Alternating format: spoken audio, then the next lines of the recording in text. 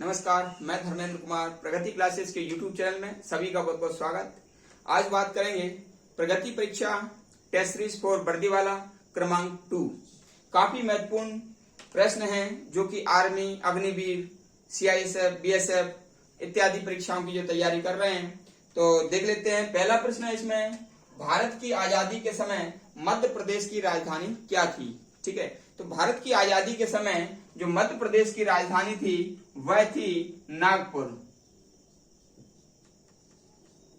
मध्य प्रदेश की राजधानी नागपुर थी। नागपुर के बारे में मैं आपको बता देता हूं कि भारत में संतरों के लिए नागपुर जाना जाता है। RSS का मुख्यालय नागपुर है और नागपुर पहले मध्य प्रदेश के अंतर्गत आता था। ठीक है, मध्य प्रदेश की जब स्थापना 1956 में हुई उस समय इसको महाराष्ट्र के लिए दे दिया गया। अभी महाराष्ट्र के अंतर्गत नागपुर आता है। ठीक है, दूसरा प्रश्न देख लेते हैं। दूसरा प्रश्न हमारा है, भारत के कितने राज्य समुद्र तट से लगे हुए हैं? ठीक है, तो हम जानते हैं कि भारत के 9 राज्य समुद्र तट से लगे हुए हैं और 4 केंद्र शासित प्रदेश भी समुद्र तट से लगे हुए हैं। तो वो कौन से 9 राज्य हैं? 9 राज्य व 4 केंद्र शासित प्रदेश।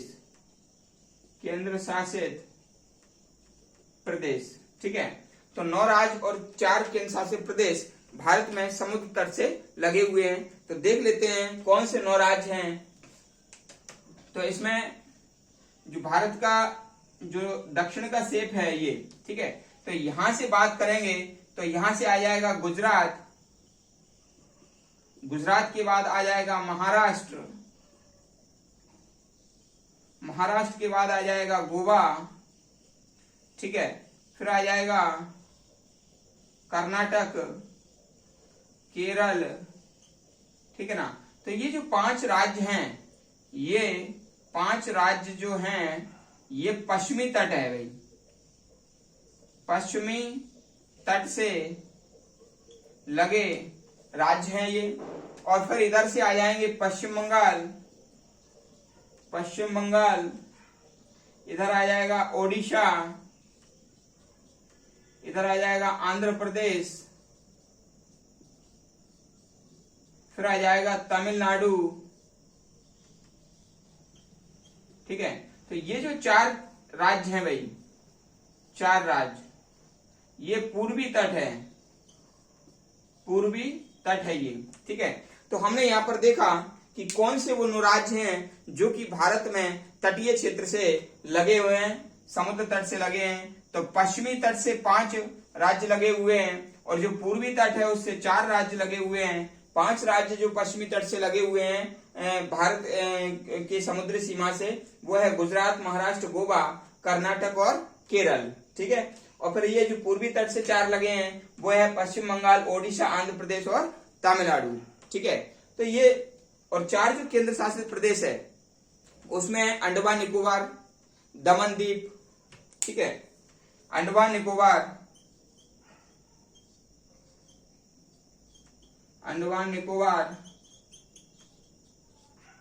दमन द्वीप, लक्षद्वीप और पुदुचेरी। ये जो 4 केंद्र शासित प्रदेश हैं तो ये भी किससे लगे हैं? 4 UT, ये समुद्र तट से लगे हुए हैं। अब इसमें प्रश्न ये आता है कि भाई जो भारत का कौन सा राज्य सर्वाधिक समुद्र तट की सीमा को बनाता है? तो भाई ये जो गुजरात है, गुजरात राज्य, इस पर हम डबल प्लस कर देते हैं और डबल प्लस का मतलब रहेगा सबसे ज्यादा समुद्री तट की सीमा गुजरात राज्य की है। ठीक है, और ऐसे ही जो केंद्र शासित प्रदेश है तो उस पर हम अंडमान निकोबार पर डबल प्लस कर देंगे।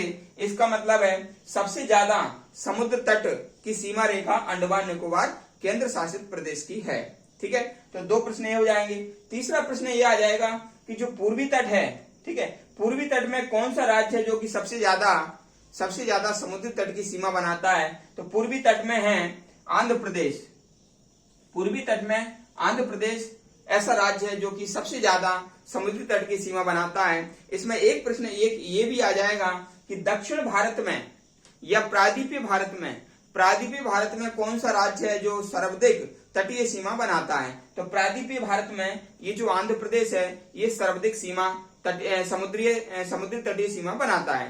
तो इसमें हमने कितने प्रश्न पढ़े, एक तो ये पढ़ा कि मान लीजिए भारत का कौन सा राज्य है जो सबसे लंबी समुद्री तट सीमा बनाता है, तो वो है गुजरात। ठीक है।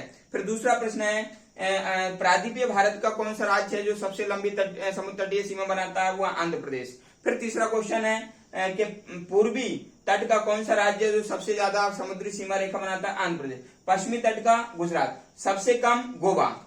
अगर प्रश्न आ जाए कि सबसे कम कौन सा राज्य है जो समुद्री तटीय सीमा बनाता है, तो वो है गोवा। ठीक है। और ये अंडमान निकोबार सबसे ज्यादा समुद्र तटीय सीमा बनाता है। ये 4-5 प्रकार के प्रश्न हैं, काफी महत्वपूर्ण प्रश्न है, इसको आप याद कर लेना। नेक्स्ट प्रश्न पर हम चलते हैं।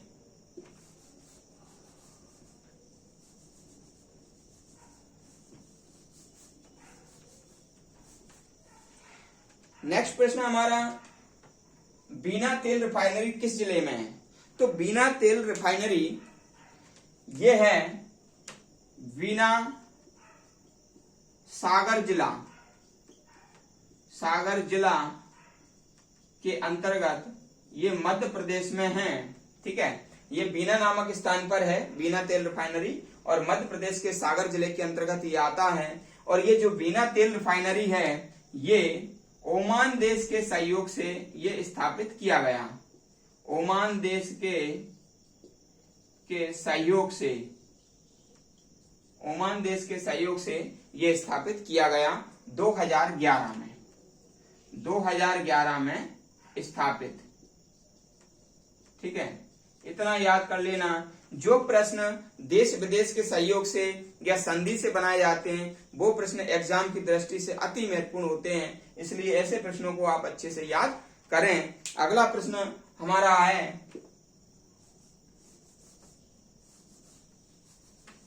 अगला प्रश्न है हमारा, लता मंगेशकर का जन्म कहाँ हुआ था। ठीक है। तो लता मंगेशकर स्वर सम्राज्ञी इनको कहा जाता है, इनको स्वर कोकिला भी कहा जाता है। इनको भारत में जो सबसे अच्छे सर्वाधिक गीत गाने वाली ये मान लीजिए गीतकार हैं। ठीक है। ये गायक हैं, सॉरी। तो इनका जो जन्म है, इनका जन्म हुआ था इंदौर में। इनका जन्म कहाँ हुआ था, इंदौर में हुआ था। और इनका जन्म हुआ था 28 सितंबर 1929 को। 28 सितंबर 1929 को लता मंगेशकर का जन्म हुआ था इंदौर में, और ये हमारे मध्य प्रदेश के अंतर्गत एक जिला है। इन लता मंगेशकर की से संबंधित जो परीक्षा की दृष्टिगत जो फैक्ट हैं वो देख लेते हैं। सबसे पहले ये इनका जो जन्म है वो इंदौर में हुआ था। इनका जो पुरस्कार है, तो पुरस्कार के अंतर्गत आपसे पूछ लिया जाएगा कि भाई इनको भारत रत्न कब मिला था, तो 2001 में इन्हें भारत रत्न मिला। और भारत रत्न मिला इनको बिस्मिल्लाह खान के साथ। ठीक है ना, बिस्मिल्लाह खान के साथ मिला। और ये शहनाई वादक हैं ये याद रख लेना। फिर 1989 में इन्हें दादा साहेब फाल्के पुरस्कार मिला। 1989 में दादा साहेब फाल्के, ये फिल्म के क्षेत्र में दिया जाता है दादा साहेब फाल्के पुरस्कार। 1974 में इनको Guinness book of world record में शामिल किया गया, विश्व में सबसे अधिक गाना गाने के लिए। गिनीज बुक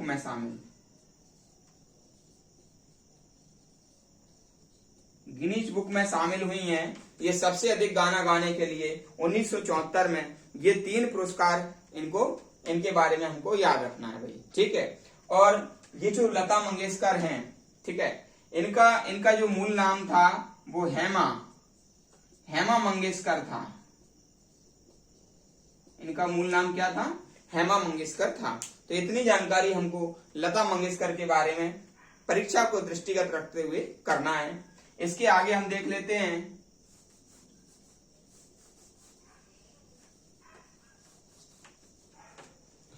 नेक्स्ट प्रश्न हमारा है, भारत में विज्ञान दिवस कब मनाया जाता है? तो भारत में जो विज्ञान दिवस है वो 28 फरवरी को मनाते हैं। 28 फरवरी को विज्ञान दिवस मनाते हैं। और इसके पीछे रीजन ये है कि 28 फरवरी 1928 को 28 फरवरी 1928 को सीवी रमन ने रमन प्रभाव की खोज की थी। रमन प्रभाव की खोज की थी, ठीक है। और सीवी रमन को 1930 में भौतिकी का नोबेल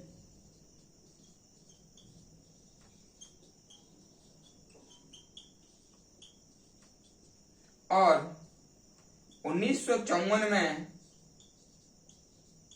भारत रत्न मिला था। ये हमको याद रखना है भाई, ठीक। तो क्या है, 28 फरवरी 1928 की घटना है। ये सीवी रमन जो है भारतीय वैज्ञानिक हैं, उन्होंने रमन प्रभाव की खोज की थी। और रमन प्रभाव खोज वह खोज थी जिसमें श्वेत प्रकाश को द्रव और ठोस से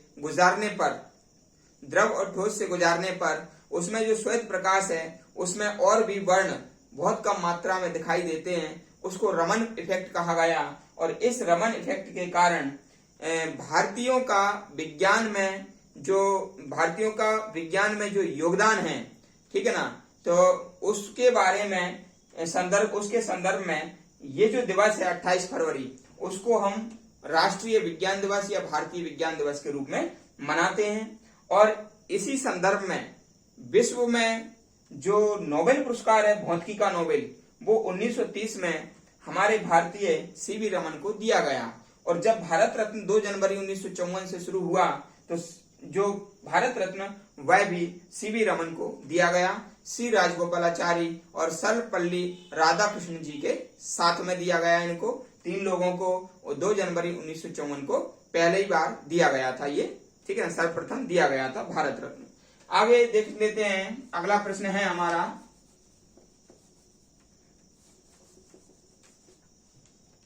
अगला प्रश्न है, भारत की सिलिकॉन सिटी किसे कहते हैं? ठीक है, तो भारत की जो सिलिकॉन सिटी है उसे कहते हैं बेंगलुरु को। बेंगलुरु को कहा जाता है सिलिकॉन सिटी। और सिलिकॉन का मैं आपको बता देता हूं, ये जो बेंगलुरु है इसे भारत का आईटी सिटी भी कहते हैं। आईटी सिटी यानी कि information technology city, IT city भी कहा जाता है। इंफॉर्मेशन टेक्नोलॉजी सिटी यानी कि सूचना प्रौद्योगिकी शहर भी कहा जाता है बेंगलुरु को। ये कर्नाटक की राजधानी है बेंगलुरु। और जो सिलिकॉन के बारे में आपको बता देते हैं, विश्व में सिलिकॉन घाटी कैलिफोर्निया को कहा जाता है। तो विश्व में किसको कहते हैं? विश्व में कैलिफोर्निया, विश्व में कैलिफोर्निया को कहते हैं, अमेरिका में पड़ता है। और जो सिलिकॉन है ये इसका परमाणु क्रमांक है 14 सिलिकॉन का। और ये क्या है? अर्धचालक है। ये क्या है? अर्धचालक है ये। और इसके अलावा पृथ्वी के भूपटल पर सबसे ज्यादा ऑक्सीजन है। और ऑक्सीजन के बाद सिलिकॉन है। और सिलिकॉन के बाद एल्युमिनियम है। ठीक है, ये बहुत ज्यादा आपको याद रखना है कि पृथ्वी के भूपटल पर सबसे ज्यादा कौन सा तत्व पाया जाता है? तो ऑक्सीजन पाया जाता है, दूसरे नंबर सिलिकॉन पाया जाता है और तीसरे नंबर एल्युमिनियम पाया जाता है। तो सिलिकॉन दूसरे नंबर पाया जाता है भूपटल पर। और ये अर्धचालक है, चिप के रूप में इसका प्रयोग किया जाता है, आईसी चिप में इसका प्रयोग किया जाता है। ठीक है, तो ये हमारा क्वेश्चन हो गया। नेक्स्ट क्वेश्चन हम देख लेते हैं। नेक्स्ट क्वेश्चन है, किशोर कुमार का जन्म कहाँ हुआ था? तो किशोर कुमार का जो जन्म है वह हुआ था खंडवा में। किशोर कुमार का जन्म हुआ था खंडवा में। ठीक है, और खंडवा मध्य प्रदेश में पड़ता है, और इनका जन्म हुआ था 4 अगस्त 1929 में, ठीक है ना। और ये अभिनेता भी थे, ये पार्श्व गायक भी थे, ठीक है। और जो किशोर कुमार सम्मान है, ठीक है, किशोर कुमार सम्मान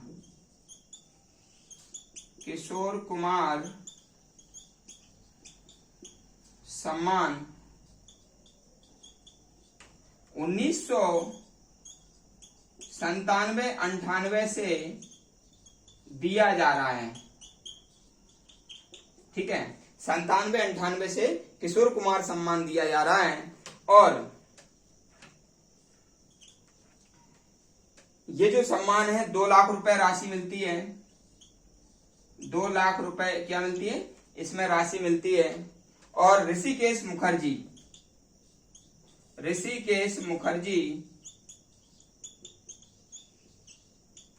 को सबसे पहले यह पुरस्कार दिया गया था, किशोर कुमार सम्मान ये सबसे पहले ऋषिकेश मुखर्जी को दिया गया। आगे देखते हैं नेक्स्ट प्रश्न क्या है। नेक्स्ट प्रश्न है, सांची का बौद्ध स्तूप किसने बनवाया था? तो ये सम्राट अशोक ने बनवाया था। सम्राट अशोक ने सांची का बौद्ध स्तूप बनवाया था 3 BC में, 3 BC यानी कि 3री ईसा पूर्व में बनवाया था। और ये सांची का बौद्ध स्तूप है, ये भारत का सबसे बड़ा बौद्ध स्तूप है। ये रायसेन जिले के अंतर्गत सांची नामक गांव में है। और ये रायसेन जो है ना, ठीक है, भोपाल के पास में, ठीक है, इसको आप याद रख लेना। बेतवा नदी के पास में ये सांची है। किस नदी के पास में? बेतवा नदी के पास में है, ये हमको याद रखना है भाई, बेतवा नदी, ठीक है, याद रख लेना। फिर अगला है, कुक्कुट की किस प्रजाति को GI टैग मिला है? तो कुक्कुट की एक प्रजाति है, वो है कड़कनाथ मुर्गा, कड़कनाथ मुर्गा, ठीक है। तो कड़कनाथ मुर्गा को GI टैग मिला है, ठीक है। तो GI टैग क्या होता है? ये भौगोलिक संकेतक होता है। GI टैग होता है भौगोलिक संकेतक होता है। तो ये चेन्नई में भौगोलिक संकेतक पंजीकरण कार्यालय है। कहां पर है? चेन्नई में है, ठीक है। कभी प्रश्न आ जाए कि जो भौगोलिक सूचकांक पंजीकरण कार्यालय कहां पर है, तो वो है चेन्नई में, ठीक है। और इसका जो GI टैग का जो एक्ट है, एक्ट 1999 का है, एक्ट 1999 का है। और सितंबर 2003 में 3 से लागू हुआ, सितंबर 2003 से लागू हुआ। और सबसे पहले 2004 में सर्वप्रथम 2004 में दार्जिलिंग चाय को दिया गया, दार्जिलिंग चाय को दिया गया। ये 3 डेटें आप याद रख लेना कि GI टैग जो दिया जाता है उसका पंजीकरण कार्यालय कहां पर? चेन्नई में है। GI टैग का जो एक्ट है वो 1999 का है, सितंबर 2003 से ये लागू हुआ और सबसे पहले 2004 में दिया गया था। अब बात करते हैं थोड़ा कड़कनाथ की। तो कड़कनाथ जो मुर्गा है वो मध्य प्रदेश के धार झाबुआ और अलीराजपुर क्षेत्र में पाया जाता है। कड़कनाथ जो मुर्गा है उसमें प्रोटीन की क्षमता 25% होती है, इसलिए ये काफी पौष्टिक है। और आम जो मुर्गे होते हैं उसमें 18 से 20% प्रोटीन होती है, इसमें 25% प्रोटीन होती है, इसलिए इसकी डिमांड ज्यादा है। औषधीय रूप में इसका प्रयोग किया जाता है। कड़कनाथ जो मुर्गा है इसकी कलगी, मांस, हड्डी, ब्लड, अंडा, जो मुर्गी का अंडा होता है ना, वह सब काला होता है, ठीक है ना, क्योंकि इसमें मेलेनिन जो वर्णक होता है, मेलेनिन वर्णक के कारण इसमें ये कालापन आ जाता है, अत्यधिक रहता है ये, ठीक है। इसको 2018 में GI टैग मिला है। अब इसका मध्य प्रदेश का जो है कड़कनाथ मुर्गा है ये GI टैग मिल गया। GI टैग 10 वर्ष के लिए दिया जाता है, ठीक है, इतना आप याद रखना। GI टैग 10 वर्ष के लिए दिया जाता है। हमारा लास्ट प्रश्न है मध्य प्रदेश में बाघ प्रिंट किससे संबंधित है? तो कपड़ा प्रिंट करने से संबंधित है। कपड़ा प्रिंट करने से संबंधित है और बिलाल खत्री इससे संबंधित हैं। बिलाल खत्री ये काम करते हैं बाग प्रिंट। और ये प्रश्न अभी आयुष मेडिकल में आ गया था, जो कि मैंने अपने गेस्ट पेपर में दिया था 17 नंबर पर, और ये भी उस पेपर में भी 17 नंबर पर आया। ये एक आश्चर्य की बात है, इत्तेफाक की बात है। तो जितना भी टेस्ट सीरीज है एग्जाम की दृष्टि से काफी महत्वपूर्ण है। यदि किसी व्यक्ति को वाकई में सीरियसली तैयारी करना है, सामान्य अध्ययन में अच्छी पकड़ रखना है, वीडियो को रेगुलर देखते रहें। और ये जो टेस्ट सीरीज है ये सारे टॉपिक का एक निचोड़ रहता है और काफी इंपोर्टेंट प्रश्न इससे लिए जाते हैं जो कि एग्जाम की दृष्टि से हैं। तो इसलिए इसका नियमित अध्ययन करें, वीडियो को लाइक करें, शेयर करें और कमेंट्स करें यदि आपका कोई कमेंट्स है। और जो व्यक्ति नए हैं वो वीडियो को चैनल को सब्सक्राइब करें। और सभी का बहुत बहुत धन्यवाद।